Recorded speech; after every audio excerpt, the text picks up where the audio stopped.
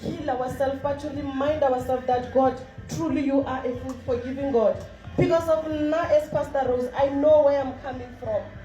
I know what I've done in this world. And I know the wicked things I have done.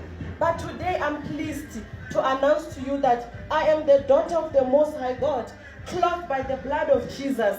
I've been given a price of higher price because of the blood of Jesus. So this morning, church, it doesn't matter who did this to what. It doesn't matter if your neighbor is not talking to you. It doesn't matter. What matters is you are the nation of Christ. And you are going to leave that mark in your neighbor, in your colleagues. It doesn't matter if it's your colleague. It doesn't matter if it's your wife. It doesn't matter if it's your husband.